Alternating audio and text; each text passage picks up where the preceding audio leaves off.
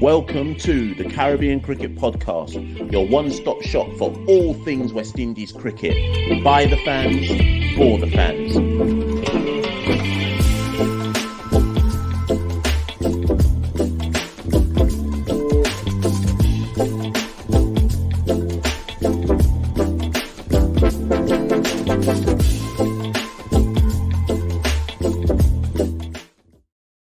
Kimar Roach, and I listen to the Caribbean Cricket Podcast.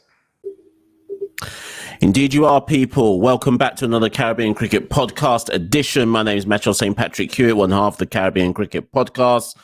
And thanks forever for joining me as we look further into the Australia versus West Indies Test Series. We are less than 48 hours. Is it 48 hours? Yeah, it's nearly less than 36 hours almost. In fact, we are less than 36 hours away from the start of the second test, the pink ball test in Adelaide. It could be a test where the West Indies get completely licked down against the moving pink ball as we play the day-night test. And I just felt it was appropriate that with less than 36 hours to go that I looked at the most likely team selection for the West Indies going into this second test. There's a lot of permutations to consider. It's actually very hard to work out who will or won't play. Sorry, people. It's actually hard to work out who will or won't play for the West Indies, given so much is up in the air with regards to injuries and so on and so forth. So what I'm going to try and do is look at all the various different injury permutations and then give you the different types of teams that could play or the different 11s that could play in the second test and then the team that I would actually go for. But before I go into that, as usual, if you're watching on YouTube, not that this is going on audio, but if you're watching on YouTube, you can see the ticker tape below. If you want to follow the Caribbean Cricket Podcast, you can follow us on Twitter or Instagram at Carib Cricket. Do make sure you like, share, subscribe to this video. Follow us on YouTube, obviously. We're on the road to 4K. The last time I did a video, I said we were about 330 away from 4K.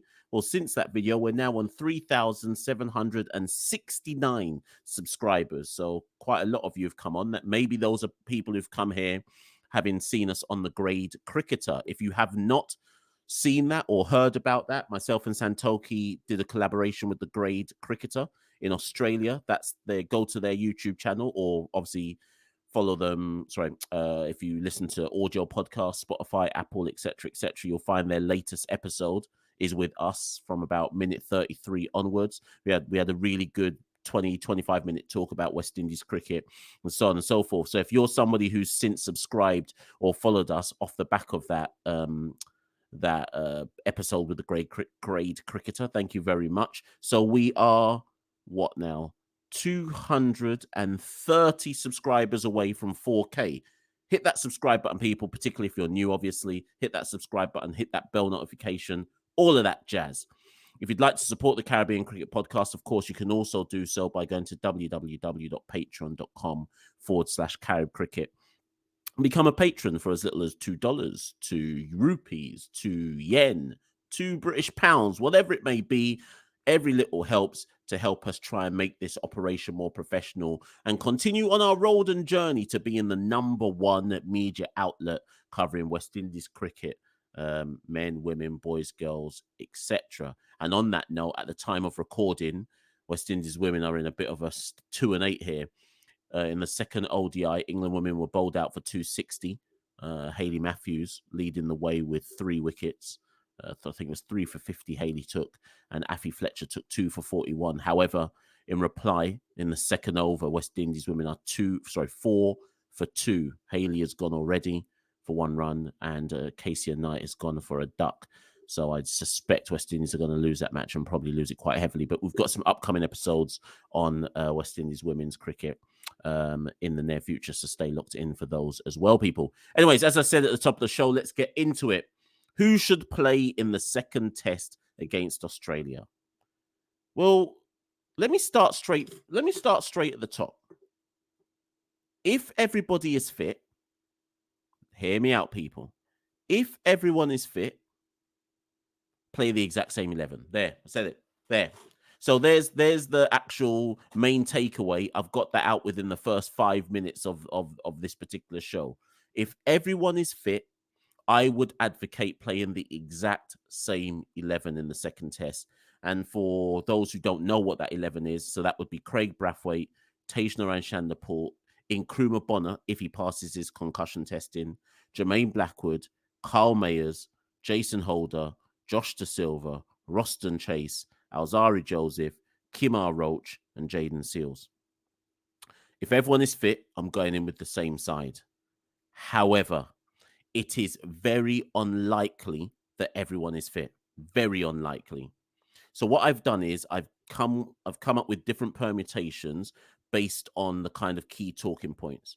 Now, first and foremost, let me lay out who the main concerns are going into the second test. Nkrumah Bonner obviously had a concussion in the first test. I find it very hard to believe that. So when did Nkrumah get the concussion? On the second day. On the second day of the first test. Was it the second day?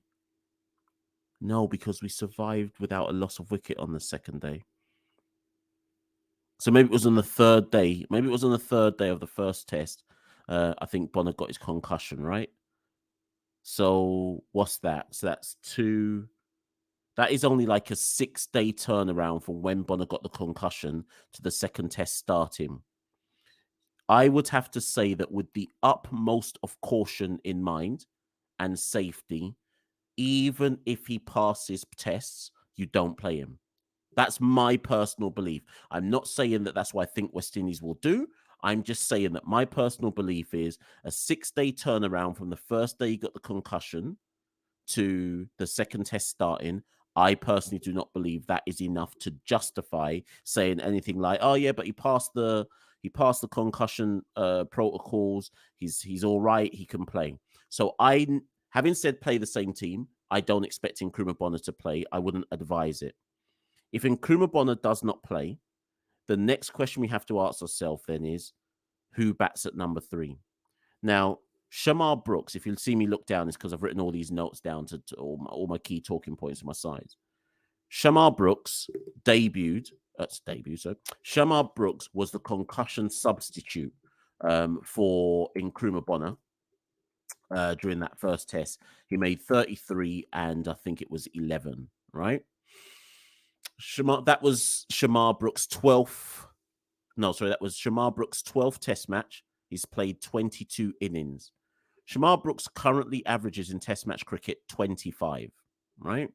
Yes, he came in with basically zero preparation, but Shamar Brooks, since the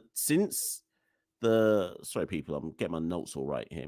Since the second test in England during that kind of pandemic tour we went on in 2020, Shamar Brooks has batted 2, 4, 6, 8, 10, 13 times to the West Indies, 13 innings, and he's never made a 50 since. So Shamar Brooks has gone 13 innings in test match cricket. Granted, they're not all consecutive, but he's gone 13 innings without a 50. His best score since those twin 50s in England in the second test in 2020 was a score of 39 versus England in the series earlier this year in the second test at the Kensington Oval. Now, obviously, after that England series, Brooks was dropped and did not play in the Bangladesh series. As I say, his test match average is 25. Listen, I can't keep it any I can't keep it any more plain than this. I still maintain that Brooks should never have been the concussion sub for Bonner. I think you had an informed batter in Devon Thomas, right? And remember that Devon Thomas has been called up into test match squads previously and still not had a debut. You've got an informed batter in Devon Thomas who'd made runs in both of the tour matches. Yes, Brooks made runs in the first tour match, but ultimately Brooks didn't play in the day-night tour match versus the Prime Minister's 11.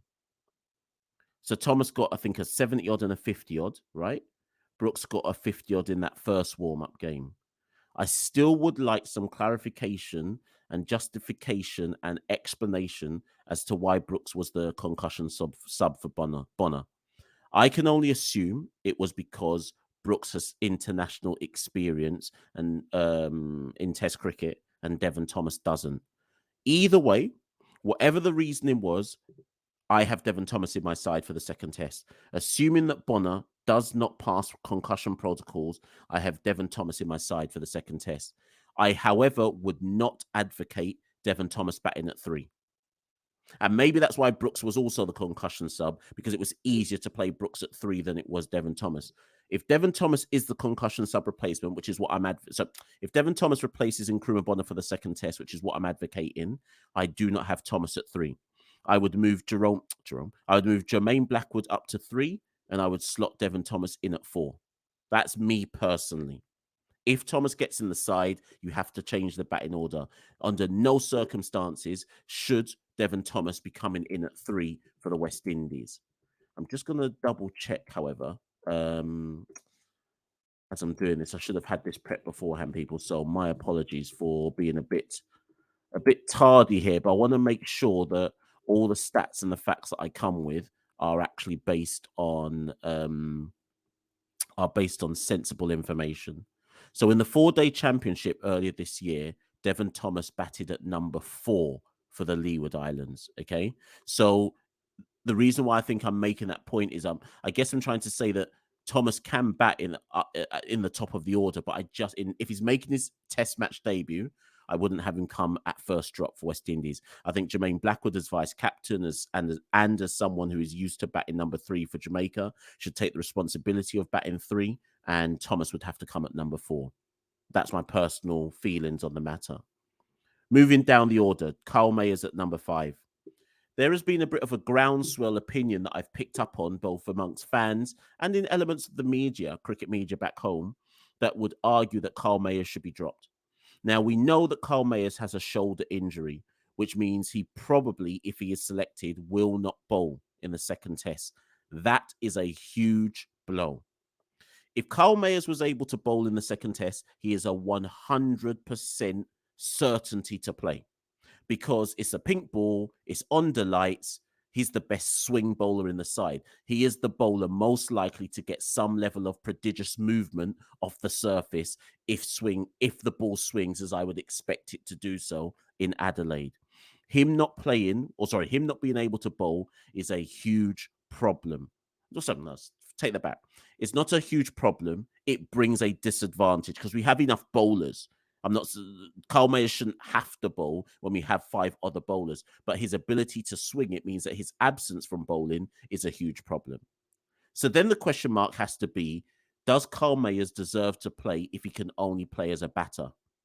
Well, people, when you come on when you listen to the Caribbean Cricket Podcast, I'm going to come with detail, I'm going to come with facts, I'm going to come with stats, I'm going to come with analysis. So deep this.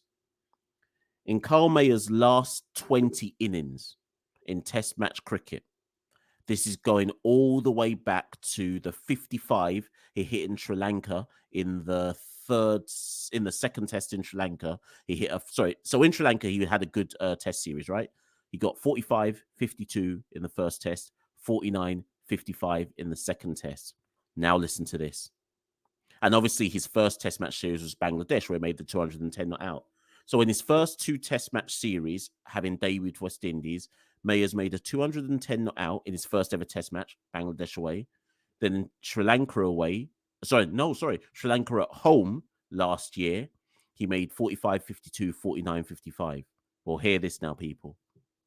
Since that series against Sri Lanka at home, Kyle Mayers has only passed 50 once. That's past 50 once in his last 20 innings.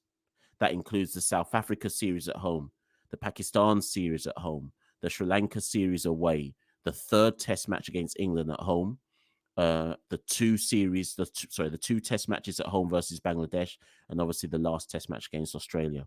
He has only passed 50 once. However, here's a disclaimer. That 50 was a big 146 in the second test against Bangladesh, which was our last test series. So here's the thing, people.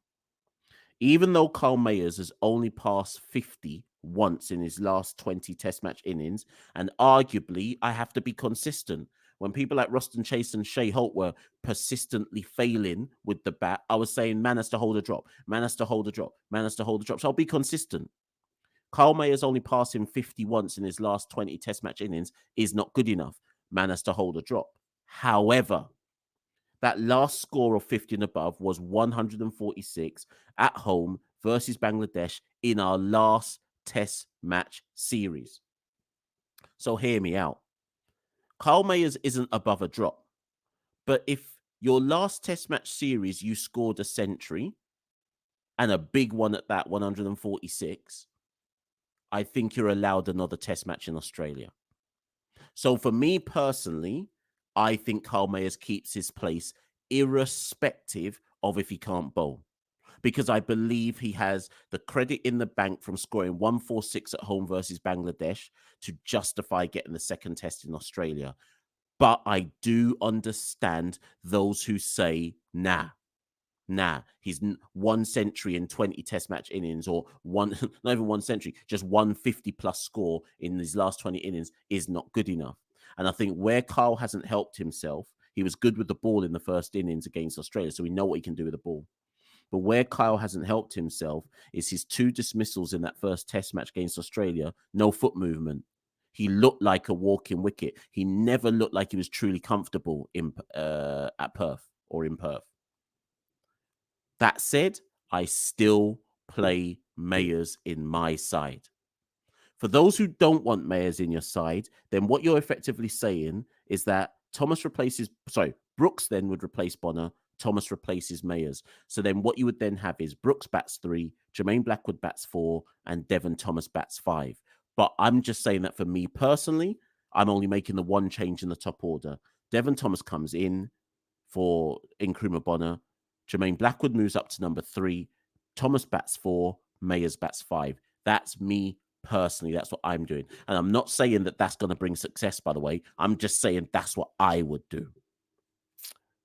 Holder keeps his place at number 6. I know Chase got a 50, but Holder keeps his place at number 6.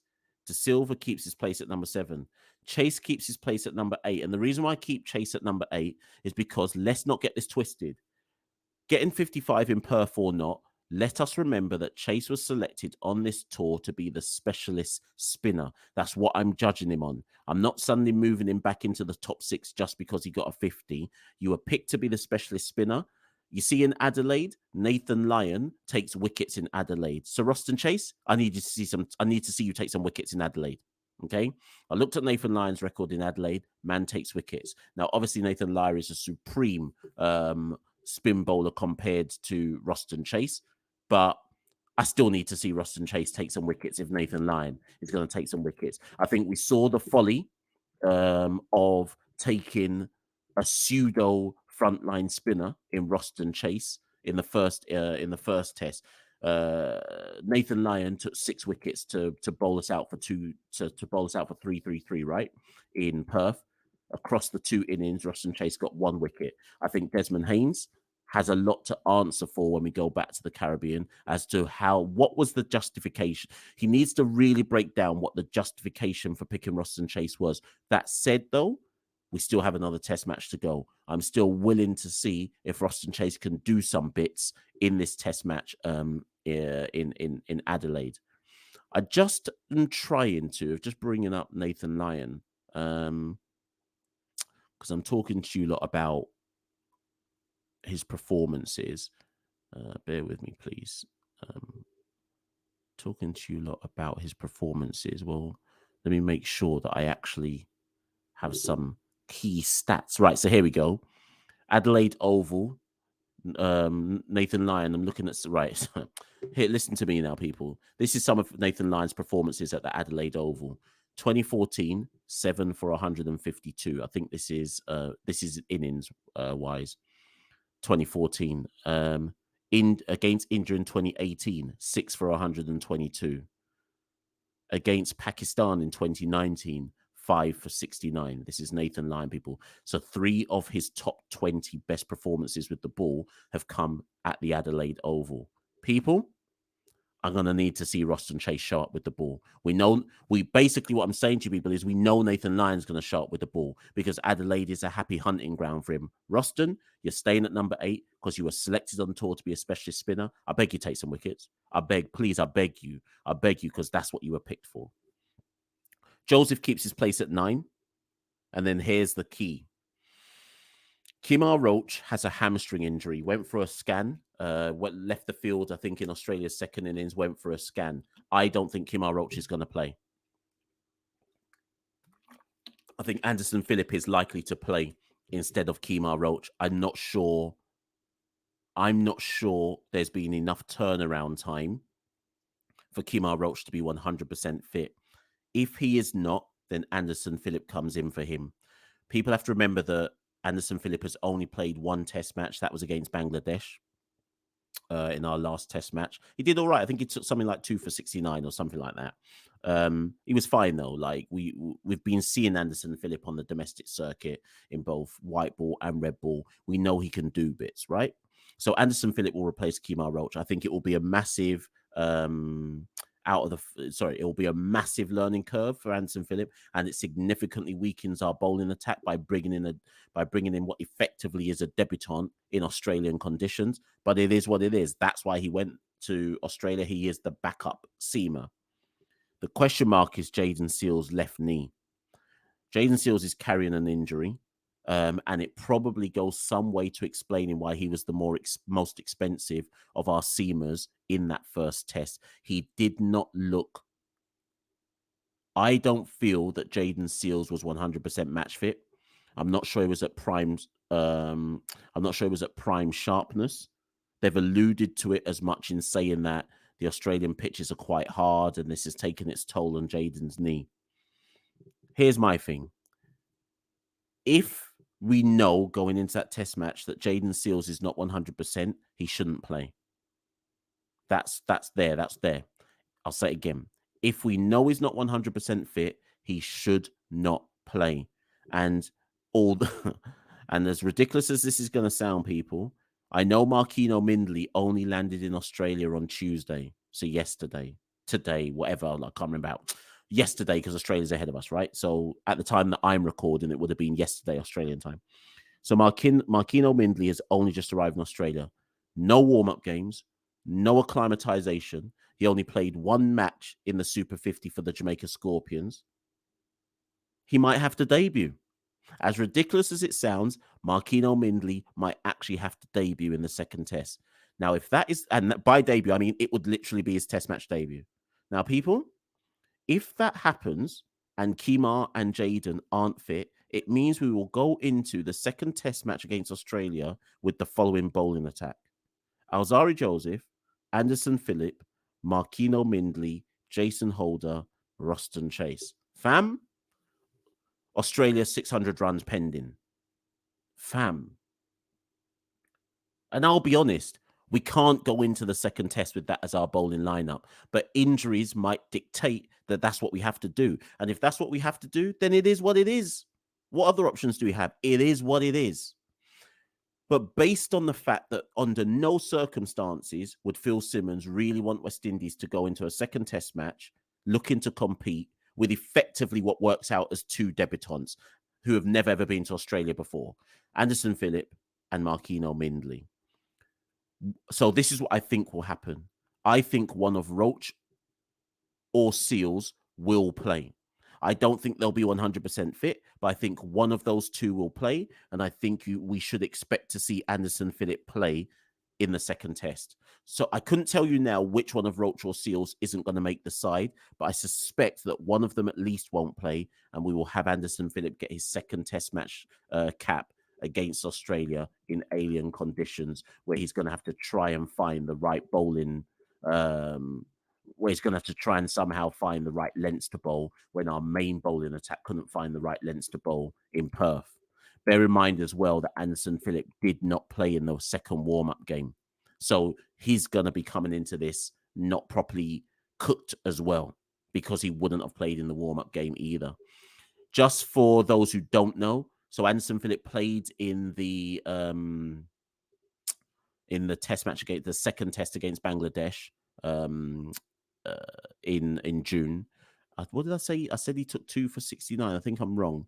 So in the first it was 2 for 53. So he took 2 for 30 in the first innings, and then he took none for 23 in Bangladesh's second innings. Okay, so he's only played the one test match against Bangladesh at home.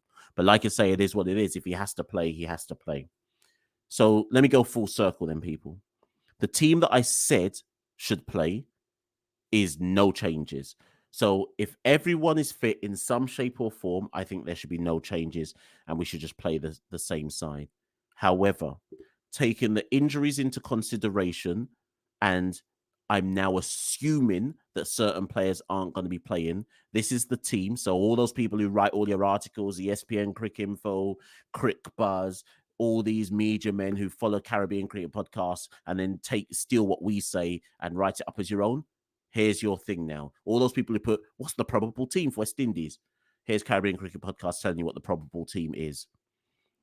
Craig Brathwaite, Tagenarine Chanderpaul, Jermaine Blackwood, Devon Thomas, Carl Mayers, Jason Holder, Josh De Silva, Roston Chase, Alzari Joseph, Anderson Phillip. Start